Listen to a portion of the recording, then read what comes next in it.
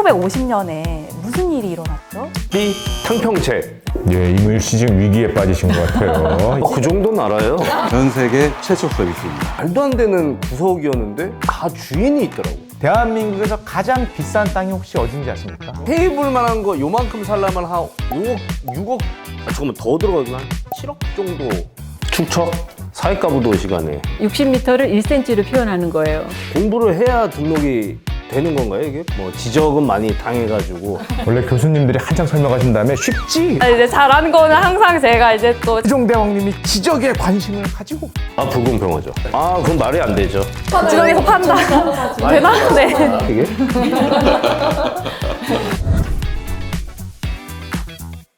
안녕하세요. 아나운서 이진입니다. 네, 안녕하세요. 개그맨 유무일입니다. 네, 반갑습니다. 반갑습니다. 네. 일상생활에서 자주 쓰였지만 정확한 뜻은 모르고 사용했던 국토의 흥미로운 이야기들 나눠볼 건데요. 실무 경험으로 다져진 국토에 대한 분야별 전문가들 모시고 이야기 나눠보겠습니다.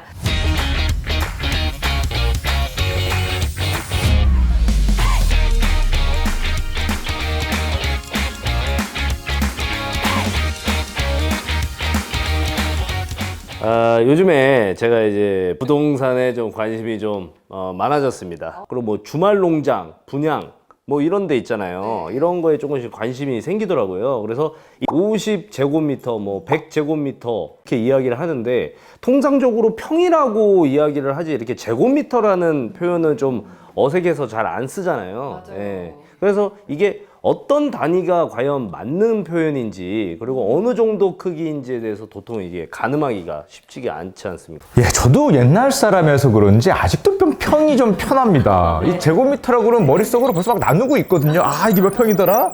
이게 나누고 있는데 이게 현재 당연히 우리나라는 이제 국제 표준에 의한 이제 길이를 사용하기 때문에 미터, 뭐 면적은 제곱미터 이렇게 사용을 합니다.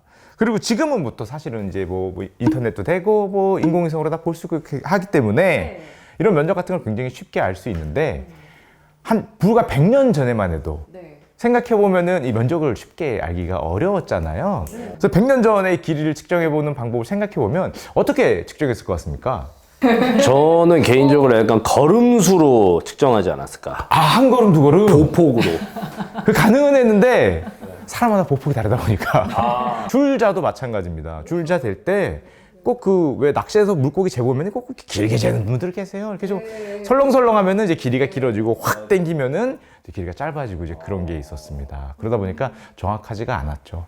그렇다고 뭐 좀 무거운 거 막 쇠자 이런 걸 하고 이런 걸로 재려면은 또 너무 무겁기도 하고 나무가 좀 낭창낭창해서 잘 구부러지지도 않으면서 좀 유연하고 약간 가볍고 잘 축소도 안 되고 그래서 대나무에다가 이렇게 센티미터 같은 걸 재갖고 그걸 기준으로 이제 많이 사용했다. 제가 이렇게 들었거든요. 이걸 죽척이라고 한다고. 축척. 맞죠, 선생님? 네, 맞습니다. 아, 예, 맞죠. 그 대나무로 해서 죽척이라고 했다고 해요. 죽척. 네네. 그래서 이제 한 평이라는 개념이 이 한 사람이 누웠을 때 좀 넉넉한 정도의 범위라고 하니까 우리 요즘으로 치면 1.82m, 옆도 1.82m. 뭐 그 정도 되는 면적을 이제 한 평 이렇게 얘기를 했다 그러고요. 요즘 제곱미터로 치면 막 3.3제곱미터. 맞아. 막 이렇게 들어가잖아요. 법적으로 또 이렇게 사람들이 서로 사용하는 면적 단위가 통일이 되지 않으면 당연히 여러 가지로 문제가 많겠죠. 그래서 국가에서는 정확하고 표준화된 면적을 사용하기 위해서 1961년에는 계량법을 제정해서 법정 계량 단위를 규정하고 거래상 법정 계량 단위를 사용하지 않으면 벌금을 부과하기도 했습니다. 예, 그리고 1964년부터는 아까 말씀하신 뭐 척관법 아니면 뭐 야드 같은 다양한 면적의 기준이 있었는데 그거를 미터법으로 통일시켜서 전면 시행하고요. 그다음에 1975년 오늘 계속 얘기할 지적에 관한 지적법이 나오는데요. 지적법을 전면 개정해서 토지대장이랑 부동산 등기부 등본의 면적을 평에서 제곱미터로 변환을 했습니다. 그리고 이걸 기억하시는 분들이 있을지 모르겠는데 2007년부터는 정부에서 부동산 면적 표기를 평에서 제곱미터로 사용하도록 의무로 정한 경우가 있었거든요. 그럼에도 불구하고 우리 일상에서는 아직도 평이라는 단위가 법정 계량 단위인 제곱미터랑 혼용이 돼서 사용이 되고 있는 거죠. 제가 그 미국에서 하는 이런 스포츠 좋아하거든요. 근데 얘네들은 뭐 말할 때마다 피트 뭐 이런 거 써요. 야드. 그리고 뭐 야구 좋아하는데 뭐 100마일로 던졌대. 이러면 이게 국제 표준 단위를 써줘야 이게 감이 오는데 이게 그때마다 머릿속으로 이게 몇 곱하기 몇 이걸 해야 되니까 너무 불편하더라고요. 무조건 제곱미터를 해야 됩니다. 이거. 그거를 다 통일을 하는 게 좋을 것 같아요. 네. 지구 전체가. 한번 저희가 추진을 해볼까요? 왜냐면 아까 그 슈카님이 말씀하신 대로 뭐 야드 무슨 뭐 이런 것들은 굉장히 어렵지 않습니까? 예. 우리나라는 일제강점기인 1910년부터 전 국토를 이제 청량을 해서 등록하기를 시작했습니다. 그 이용 현황에 맞게끔 뭐 임야, 뭐 전, 답, 뭐 대지 뭐 같은 그 지목을 설정했고요. 지적도와 토지 대장을 만들어서 지금까지 사용을 하고 있습니다. 이러한 그 지적도와 토지 대장을 우리는 지적 공부라고 부르는데요. 이 지적 공부를 통해서 국토를 효율적으로 관리하고 또한 국민의 소유권을 보호하고 있습니다. 이 지적 공부에는 우리가 이제 주민등록 번호를 가지고 있듯이 토지에도 이제 번호가 있는데 이걸 지번이라고 합니다. 이 지번이 있고요. 여기에 소유자, 또 경계, 면적 등의 기록이 있어가지고 이를 현재까지 관리를 해왔습니다. 이런 지적 공부에 등록되어 있는 정보는 공공이나 민간이 뭐 토지 거래를 매매를 한다든가 뭐 등기할 때 또 이제 토지 보상할 때 이러한 것에 좀 활용을 하고 있습니다. 그러면 이 대한민국에 있는 모든 땅이 그러면 다 등록이 돼서 관리가 되고 있는 거예요? 그렇습니다. 그러면 이제 저희가 뭐 어디 바닷가 같은 데 가면은 그 섬에 저기 있는 무인도 같은 거 있잖아요. 이제 이런 것들도 다 등록이 돼 있는 거예요? 대부분의 산이나 섬이요, 이제 중앙정부나 지자체에서 관리하고 있고, 또 일부는 개인이 또 소유를 하고 있는 경우도 있습니다.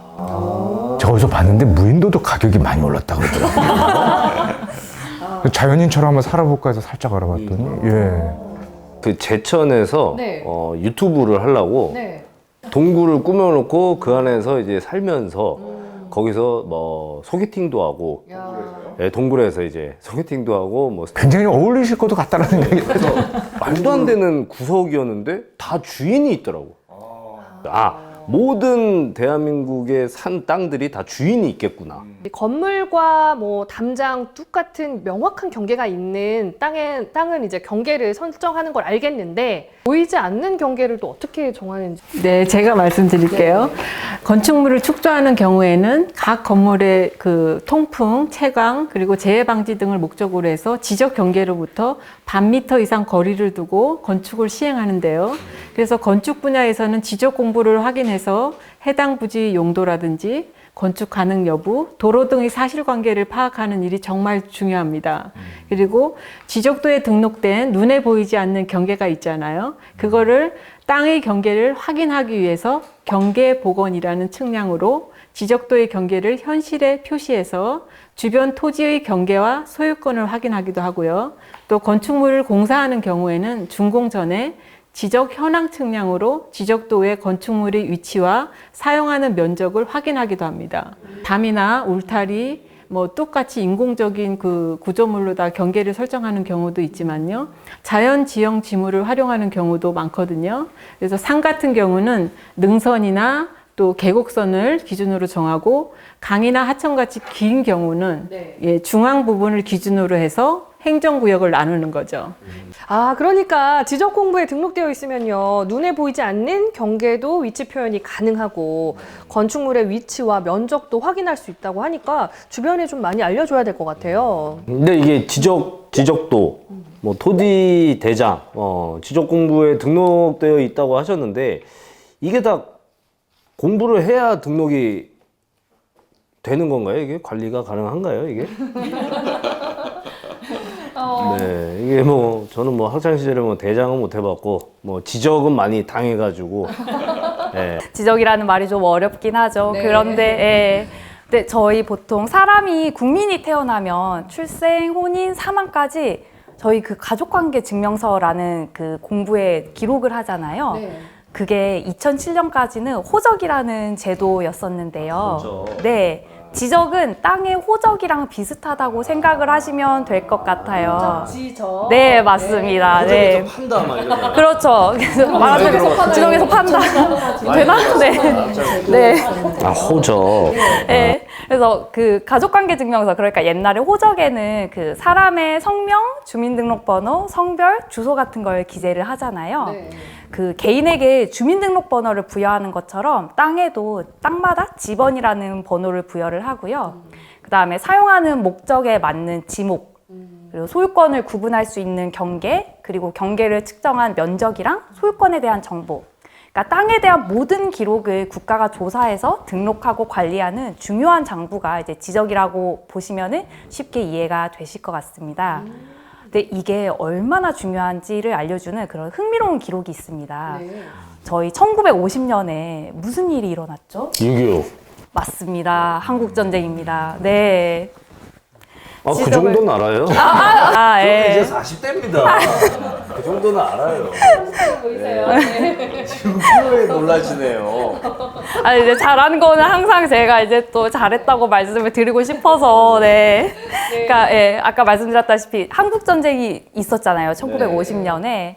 지적을 등록하고 관리하는 이 지적법이라는 게 언제 생겼냐면 한국전쟁 발생일로부터 6개월 정도가 지난 1950년 12월 1일 법률 165호로 제정이 됐습니다. 그러니까 전쟁으로 굉장히 긴급하고 급박한 상황인데도 불구하고 이걸 제정을 했다. 그렇다면 이 지적법이라는 게 국가적으로도 지적을 관리하는 일이 얼마나 중요한 내용인지 좀 이해하시기가 쉬우실 것 같아요. 맞습니다. 그게 중요할 수밖에 없는 게 이 지적도라는 게 결국 이제 땅에 그걸 정확하게 측정하는 건데 뭐에 영향이 있냐면 너무 당연하게 세금에 영향이 있습니다.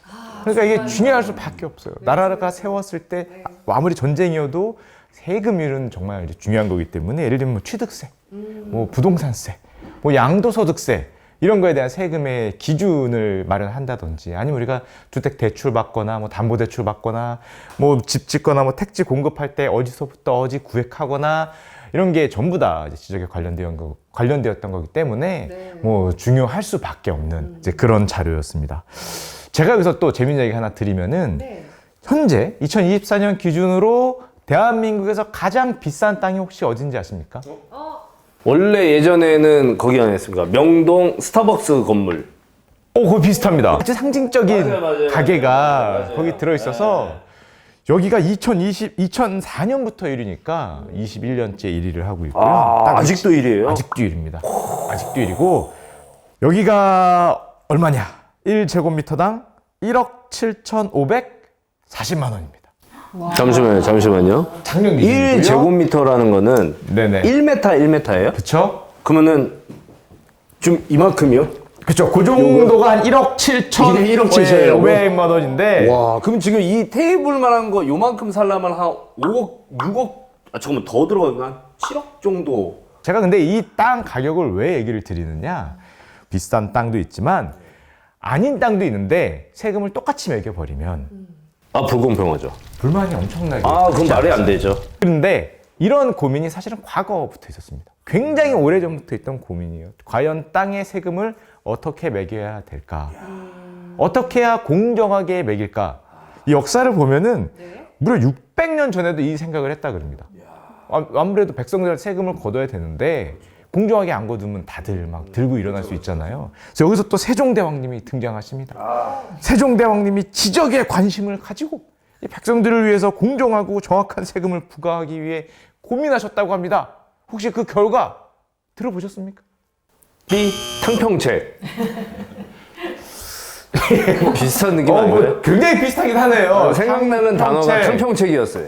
예, 탕평책은 공평하긴 하네요. 예, 공평하긴 한데 그건 아니고요. 저도 공부에 살았는데 전분 6등법이라고 합니다. 왜냐하면은 네. 우리 명동 땅이 비싼 거는 그 사용도가 많기 때문에 비싸잖아요. 근데 과거 땅은 얼마나 이제 비옥해서 얼마나 논이 벼가 잘 자라느냐. 농경사회니까 이게 중요하니까 가장 잘 자라는 땅은 뭐 예를 들면 1등전으로 하고 가장 척박한 땅은 6등전으로 하는 이런 식으로 토지의 비옥도에 따라서 땅의 구분을 졌다고 합니다. 그러다 보면 이제 같은 면적의 토지라도 마치 명동 땅이 비싼 것처럼 1등전에 토지는 세금을 많이 내야 되고 척박한 땅은 뭐 나오는 것도 없으니까 이제 세금을 적게 내는, 그렇게 하면은 백성들이 이제 불만도 없고 세금을 잘 거둘 수 있었다. 이런 얘기가 있었다고 합니다. 우리 세종대왕님도 관심을 가지셨고 지적을 관리하는 법이 한국전쟁 당시에 제정이 됐다고 하니까 얼마나 중요한지 잘 알 것 같습니다. 네, 근대적 그 지적 공부는 행정구역별로 다양한 축척을 사용해서 작성하게 되었거든요. 축척? 사회과부도 시간에 지도 이게 줄여놨다 늘려놨다. 사회과부도. 아, 지리 시간. 제가 설명드릴게요. 지리 시간. 네, 실제 살고 있는 거리를 이렇게 측정을 해가지고 일정한 비율로 줄여서 서로 등록하기로 약속을 하고 지적도에 표현하는 방법인데 일상에서도 지금 흔히 사용하고 계세요. 네, 지금 인터넷 통해서 자기 위치를 확인하고자 할 때 줌을 통해서 이렇게 확대해서 보시잖아요. 그렇죠. 네, 그리고 또 대략적인 위치를 파악할 때는 화면을 축소해서 보고 네, 이렇게 이제 늘어났다 줄어들었다 이런 방법이 축척이라고 생각하시면 이해하기 쉬우실 것 같고요. 이미일 씨, 네. 600분의 1과 6000분의 1 축척이 있어요. 대축적으로 정확도를 높게 자세하게 작성하는 건 어떤 걸까요? 예, 이무일 씨 지금 위기에 빠지신 것 같아요. 6,000분의 1이 더 정확하지 않을까요? 네, 대부분 숫자가 많으니까 그렇게 생각하시는 경우가 많거든요. 근데 우리나라 지적도는 600분의 1부터 6000분의 1까지 7종류로 다양한 축척으로 제작이 되는데 예를 들어서 600분의 1 같은 경우는 실제 현실거리 6m, 그럼 600cm거든요. 그거를 1cm로 표현하는 거고, 그 다음 6000분의 1은 산이나 임야 지역에 사용되는데 그거는 실거리가 60m. 60m를 1cm로 표현하는 거예요. 그러면은 숫자가 작은 게 더 자세하게 표현했다고 이해하기 쉬우시죠? 그러네요. 원래 교수님들이 한창 설명하신 다음에 쉽지? 원래 이렇게 말씀하시거든요. 우리나라는 뭐 사계절이 뚜렷해서 여름에는 고온 다습하고요. 겨울에는 또 춥고 건조한 기온을 보이고 있는데 안 보던 책을 가지고 이렇게 학교를 가면은 여름방학 때는 습해서 막 구겨져 있기도 하고 또 이제 겨울방학 때는 책이 이제 바짝 말라 있었던 기억이 있는데 이거 이렇게 종이로 만든 지적도는 상관없는 거죠? 계절에 따라서 막 바뀔 거 아니에요?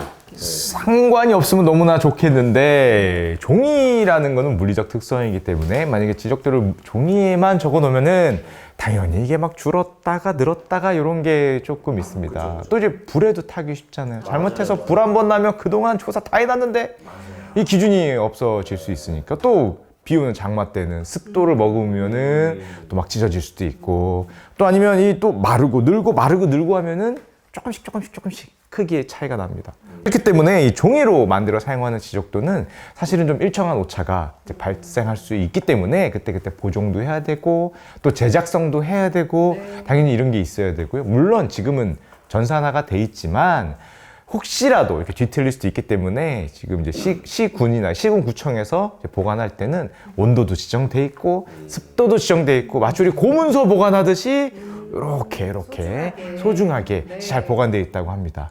지적도는 찢어지거나 천재지변 또는 전쟁 화재 등으로 손상이 되면 어떻게 되는 걸까요? 제가 말씀드리겠습니다. 지적도가 손상되거나 훼손되면 담당 공무원이 즉각 복구해서 지금 국민의 재산권을 보호하고 있습니다. 특히 저희가 이제 지난 1999년부터 2003년까지 5년간에 걸쳐서 모든 종이로 된 지적 공부를 전산화를 했습니다. 그래서 지금은 모두 이제 디지털로 저장 관리하고 있는데요. 특히 이제 정보가 변경이 되면 이를 실시간으로 지금 업데이트를 하고 있습니다. 그래서 더 정확하고 신뢰도가 높은 정보를 지금 제공을 하고 있습니다. 제가 좀 전에 부동산 종합 공부 시스템이라고 말씀드렸는데요. 지적 공부에 들어있는 정보를 모두 담아서 지자체가 제공을 하고 있는 시스템인데요. 사용자의 어떤 효율성과 편의를 높인 건데요. 이게 부동산 관련돼서 전 세계 최초 서비스입니다. 그 18가지 정보에는 뭐 토지나 뭐 건축물 또 뭐 가격이나 뭐 등기 등의 관련 정보가 모두 모여 있고요. 모든 국민이 뭐 인터넷에 접속만 하시면은 언제 어디서나 쉽게 확인을 할 수 있습니다. 그런데 기억하셔야 될 게 저희가 좀 전에 이 서비스를 위해서 구축을 위해서 꼭 필요한 부분이 지적 공부가 있는데 시간이 지나면서 종이 도면이 이제 마모되기도 했었고요. 그래서 실제 경계하고 도면에 나와 있는 경계가 일치하지 않는 경우가 있는데요. 전국에 한 약 15% 정도가 이에 해당된다고 볼 수 있습니다. 근데 이게 아파트나 뭐 건축물이나 뭐 교량 뭐 이런 것들도 이제 오래 이제 있다 보면은 뭐 페인트도 좀 벗겨지고 녹슬고 뭐 깨지고 뭐 이래서 보수 공사를 좀 해야 되지 않습니까? 예. 근데 이 종이로 된 지적도와 이 대장을 100년 넘게 사용했으면은 일치하지 않는 정보가 15%가 된다면 바로 잡아야 되는 거 아닙니까? 이거 당장? 최근 균형 잡힌 지방 분권을 위해 균형 귀천을 정책적으로 장려하는 지자체를 많이 찾아볼 수 있는데요. 퇴직 후 제2의 인생을 꿈꾸며 전라북도 남원시로 귀농한 A씨의 경우는 지적 불부합지로 이웃 간에 6년 동안 소송을 하고 대법원까지 가서 시간과 돈을 낭비했는데요. 결국은 건축물의 일부를 철거하라는 명령을 받고 도시로 돌아간 안타까운 사례도 있었습니다. 근데 이게 아까 뭐 말씀하신 지적 불부합지? 이게 무슨 뜻이죠, 이게?